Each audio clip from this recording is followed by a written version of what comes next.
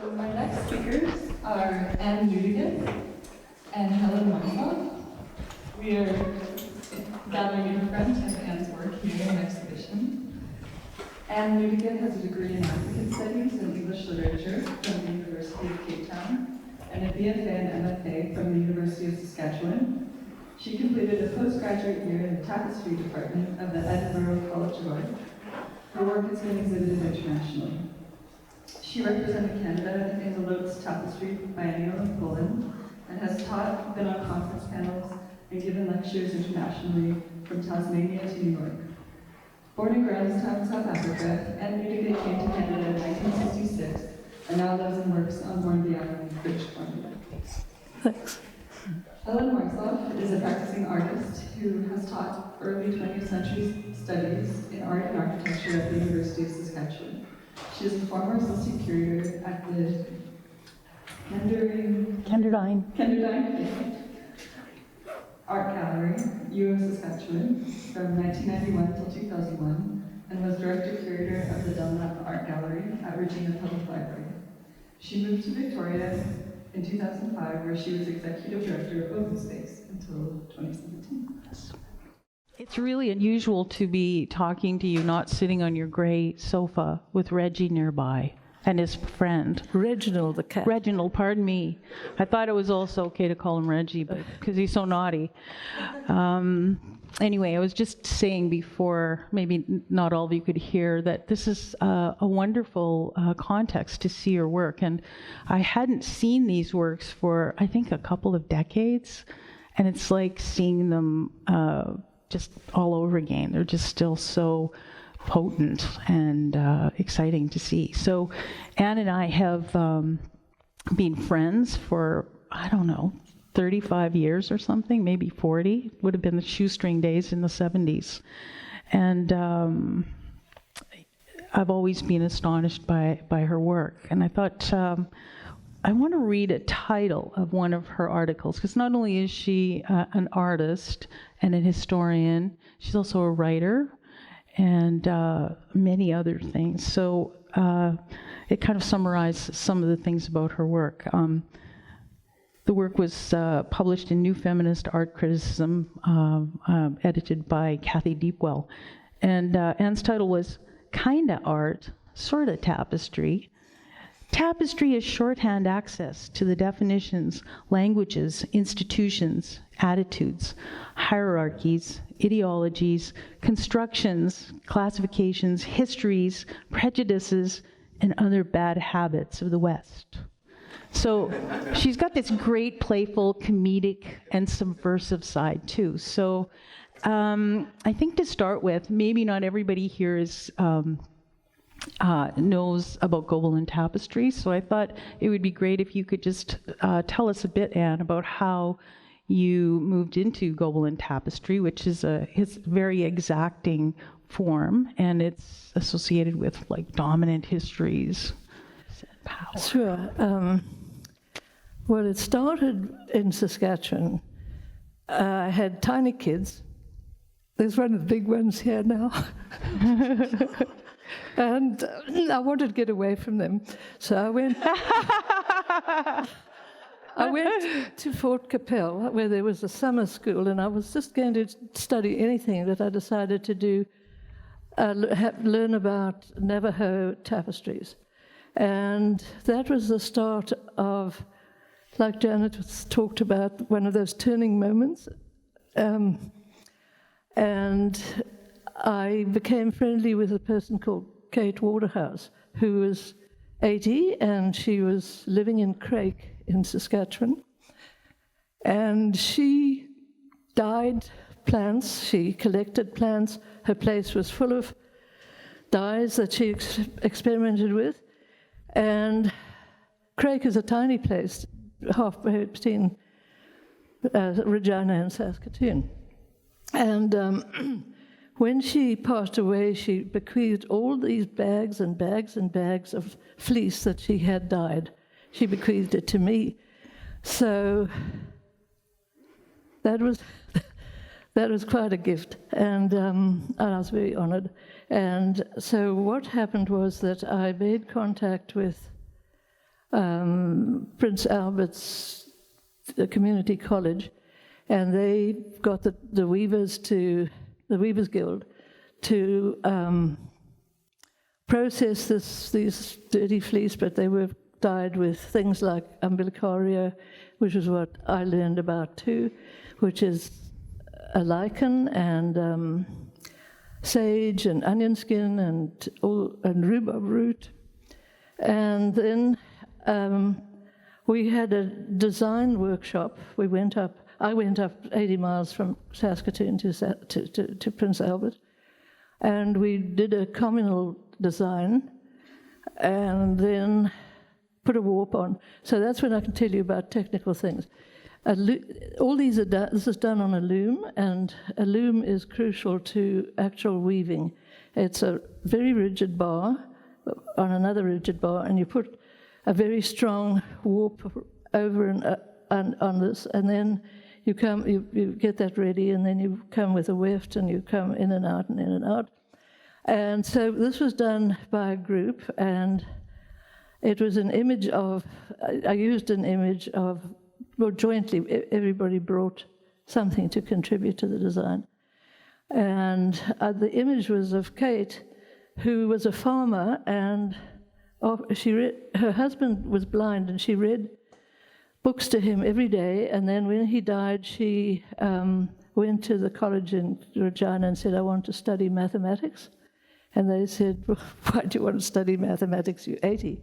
And she said, because I didn't pass it at high school. So they said to her, why don't you do something that's nicer and more fun, and take up weaving? So she wove, and she dyed the stuff. She wrote a little book which I got involved with on the dyes of Saskatchewan. So the images, there was another very key figure, somebody called Margaret van Walsum, who had come from Holland.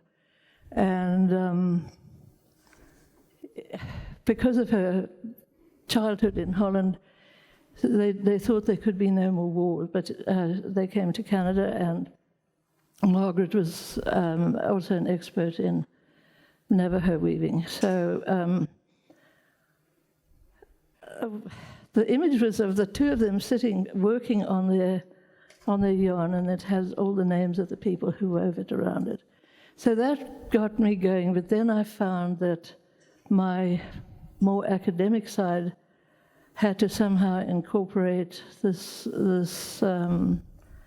basic thing with weaving and dyeing, and a happy thing would be to go and find a fleece that was a Jacob fleece instead of a Lincoln, and you'd work with that.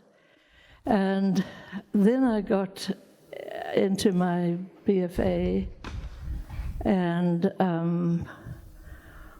Eli Wernstein, one of the instructors, said, well, what have you lot been doing over the summer?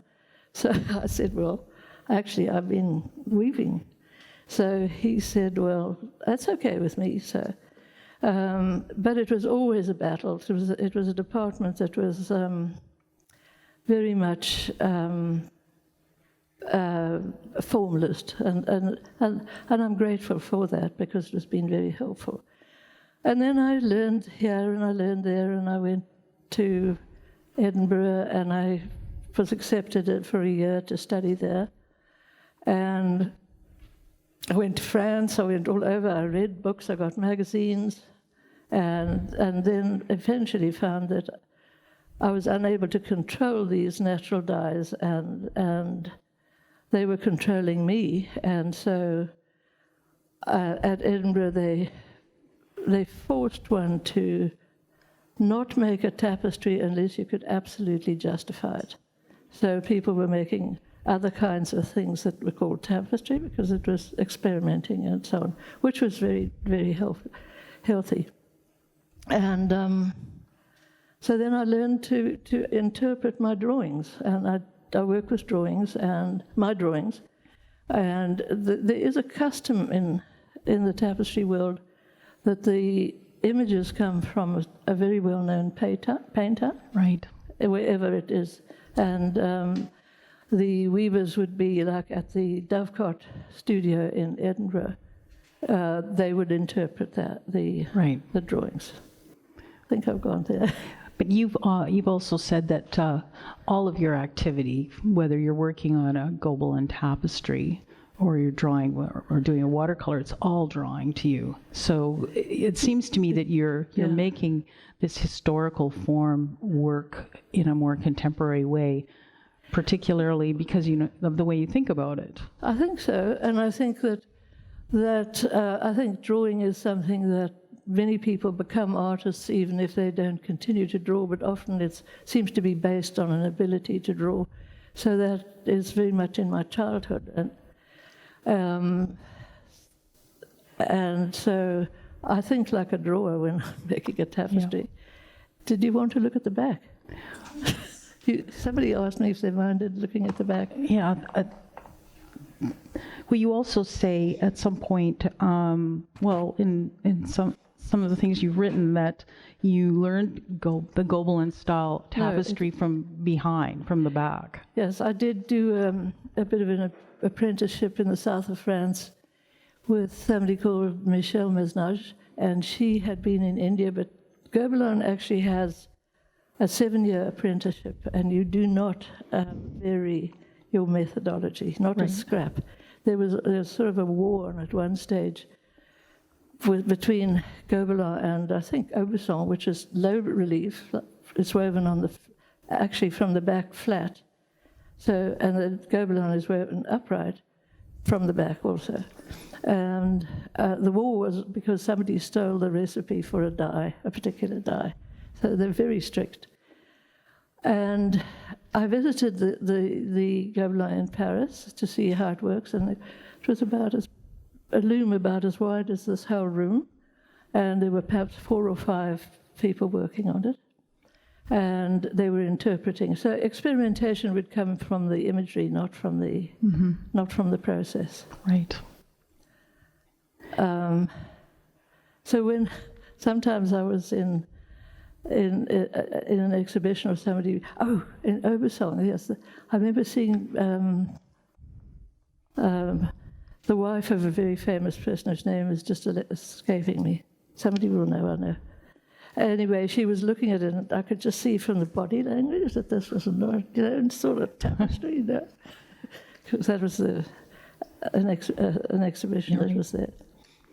So one of the things that you do in your tapestries, and particularly the Sentences series, is that you use these anecdotes that you find in newspapers, but I think you have other sources too, and they're often kind of barbed, and you wouldn't expect to encounter them in this format. And I wonder if you could talk a little bit about the marginalized event or reportage and what draws you to that minutia, especially with respect to history, where this particular form is so located in a history of power. Well, I think that nothing is very simple in life. I was thinking Pierre had said something about while objecting to evil, I'm not getting the words right, you also condone, and this is I'm very concerned about how, as I say, nothing is simple, but there's ambivalence in many situations. Right. And I think sometimes humor is one of the elements that makes for the work to be bizarre, because life is so bizarre, Yeah, you can't invent it, really. Right. So words, I should say that as a child I talked too much, and I was called gramophone, if anybody knows what a gramophone is anymore. But I am very interested in stories and the verbal things and differences of language and so on. So this particular one, I've got the title here, Sentences, Fanacalo and the Vanishing Signs, involves this kind of industrial language. And in another series of your work, you dealt with another industrial language. I think you could call Pittman shorthand a form of industrial or kind of instrumentalized language that strips out any of the nuance or ambivalence. So what was it about that really drew you to this? Well, the first one of these is a series of 8, and the first one I should begin by saying that I was born in South Africa, that my forebearers came there in 1820, and I was born in the place where they arrived, and there was, they were told by the British government that there was this lovely free land, and it would be theirs if they just came out. Well, of course, it wasn't free. And in that town of Grahamstown, where I went to school, there was a little item in one of the newspapers that talked about the fact that a policeman was acquitted for shooting a man dead for singing at a funeral, because singing in their own languages causes riots, so he was justified in shooting us. And then there were many things that offended me, but that seemed to just strike because it was where I was born and all that. So that was the first one. And then I have, these are the last two, and this is the last one after the end of apartheid, when I didn't do any more of the sentences. And then this one was earlier, and it's based on another kind of storytelling that was in a completely different form than what the maker would have expected. So it was my intention to take the ephemeral that was in newspapers with these items about the lives of ordinary people in the apartheid system, and so this one was about somebody called Lindy Wilson, who did a film about the political prisoners on Robben Island, where Nelson Mandela was. And the prisoners were working in a quarry when a warder was somewhere where he perhaps should not have been, and he had his children, and it was the first time in years that the prisoners heard a child's voice. I just found that so terrible. Let's go to somebody else. Okay. I think I've always sort of harbored this idea that art can create the kind of conversation, even if you're in complete disagreement with the person that you're talking to, that there's this space, this kind of space of dialogue. And it seems to me that we're living in a time where everything is so bifurcated and polarized. It's really hard to, have those hard conversations in a meaningful way. And I know that, these works are now, a few decades old, and when you see them again and you think about what their power is, like this comfortable, warm wool and silk object that has this dark text in it, what kind of, how do you see it mobilizing the people who read it or view it, and what kind of difference have you seen in I'm very aware that an art object is observed in different ways by different people. So that's not the motive for me. It's something I've had to learn to accept. Yeah. The beauty of tapestry.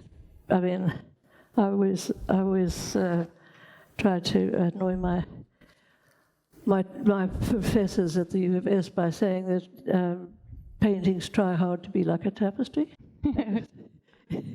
Yeah. So just to be obnoxious, but I think you'd have a lot of fun with that.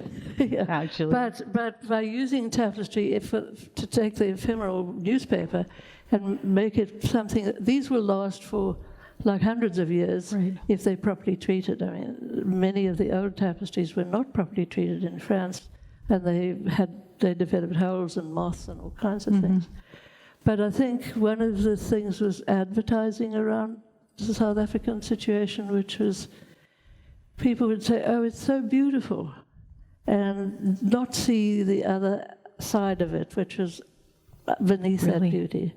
And so that is a sort of challenge to people to not make the reading too easy. So, because it's not the information that was available was not easily available. And in fact, You know, when Nelson Mandela went into jail for 27 years, he went in as a young man, and he was a boxer and a lawyer, and he was there for 27 years, and nobody could see an image of him. Nobody knew what he'd looked like when he came out. And he was a grey-haired old man, and he was benign. He was no longer a boxer. And when he was asked, was there anything that he had not achieved in life, he said, yes, I wanted to be a world-class boxer. So maybe on another level he was, in a way. Yeah. I don't know if I answered your question, but was it about perception? Yeah, perception? but I think that you did kind of answer it, because it's, you know, it's not the artist's job to determine how people enter the work or what they, you know, how they interpret it. I often, you know, when I look at these, I know that there's like millions of gestures, and there's a lot of labor in creating them, and it's a slow process. And for the last couple of years, I've been reading a book, because I think I'm naturally slow, called Slow Philosophy, and it advocates thinking about reading, particularly in the academic setting, as, you know, how difficult it is for people in academia to be able to read and read slowly, to crack ideas open or to think about things, rather than looking for evidence or trying to make a case or come to a conclusion or prove something. And I wondered, you know, when I look at these, I can't help but think of that every time I see them, how long the process is. And I wondered if, like a writer who thinks through writing, through their craft, if there's a thinking that happens when you make these make these works over a period of time. In some ways, I think that sitting at a loom, it's ritualistic, and you have to go and sit at the loom, and it's very quiet and it's very slow, and there's, I think, a great joy in that, and a great joy in the people that also work, not necessarily in tapestry, but generally. I think there are many pleasures that come, but I think there's also been an element when I started doing this, sentences series of penance. Penance? Penance, yes. Oh. And I sit at the loom, and I am very quiet, and I don't talk to anybody, and because nobody's, you know, going to come and talk to me, sort of thing. I thought I could learn French at the same time as doing the tapestry. So it's Didn't work. Oh, different than what I expected. So there's also this element of foraging for materials, and you know how things come to you, that you've talked about with Kate Waterhouse from Craig, Saskatchewan, right. And you also, there's another time when you were in a room full of silk that was up to your waist. And you were able to sort of forage things, and I wondered if you could talk about the idea of foraging. I've collected the materials. That's one of the problems with tapestry making, is that unless you're in an institution like the Gobelin, or like the one in Melbourne, that the Victoria Tapestry Workshop, which is where the rainbow colours come from. They have this fabulous range of colours in different weights and things. So the linen comes from Kirkcaldy in Scotland. There was a linen mill closing down, and it had to close down because the post office used to use linen bags for the mailmen to go around. Mailmen showing up again in the stories. And they switched to nylon, and the whole tapestry, the whole yarn making, cloth making thing just had to win. And so the students at the Edinburgh College of Art, we went out. I've spent a year there, and we went out to Kirkcaldy, and again we were going from floor to floor, and the stuff all cost 50 cents a pound, I think. And so people were sort of saying, I'll have some of those and some of that. And there was some, amongst the things displayed there were the gowns for the so-called madhouse, and they were made of linen, and they stood up like this, but they were being made by the factory as well. And then coming back to the silk, that was in Manchester. I contacted a man called Mr. Graupner, who had a factory, and went there. He said, come when in the evening, come when we close down. It was really spooky. And my late husband, John, came with me. And we went, he just sat and read, which is what he always did. But I was in the middle of the silk, in bales of silk, pulling out some lovely purples and reds and pinks, and they are what I've used in the lettering. Right. You've almost invented your own font, the Anne Newdigate font. I did. I wove an alphabet, and I used that as a personal font. Right. Yes. And that, I think, crops up in your digital work as well. Yes, I found there was a great relationship between DPI and EPI, and this is ends per inch, so that the finer it is, the more detail you can do. The rugs here are something like 10 to the inch or 12 to the inch. That's why they're so fine. And so it's a decision you make before you start. Is, do I want to make it 5 to the inch and it'll go quickly, or do I want to make it fine at about 10 or 12? Most medieval stuff is like 12 or 15 to the inch. That's why it's so fine. Wow. I talked about being right up to here in the silk. That was great. That's what you asked me. Well, I did. I was thinking about this foraging of, newspaper articles and any information that you can put into your work, and sometimes it is quite literally the materials.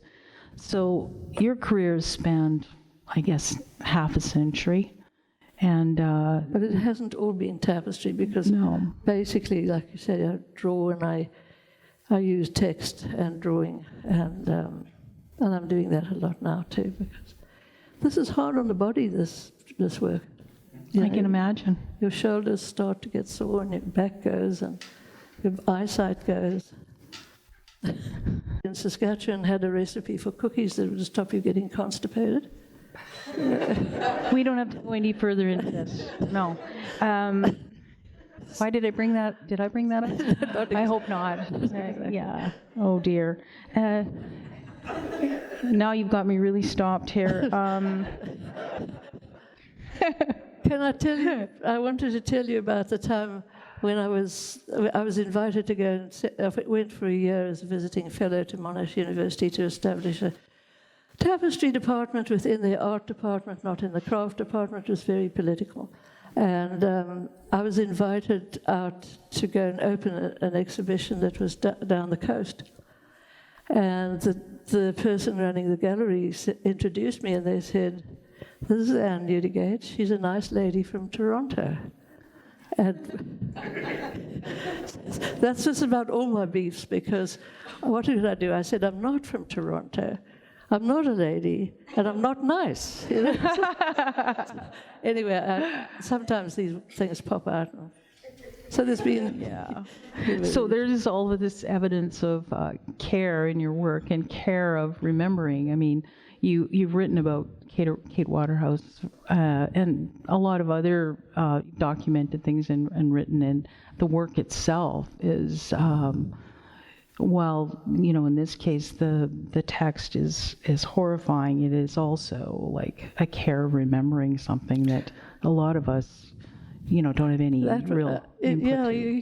The term graven in stone, I think, I like to say it's graven in thread, and because this will last, and the newspaper is, I think, cutting is now more valuable than the tapestries, because you can't get any more of those. And I could if I had to make another tapestry. Really? With all that constipation? Now, probably we should turn it over to somebody with other questions. Yes.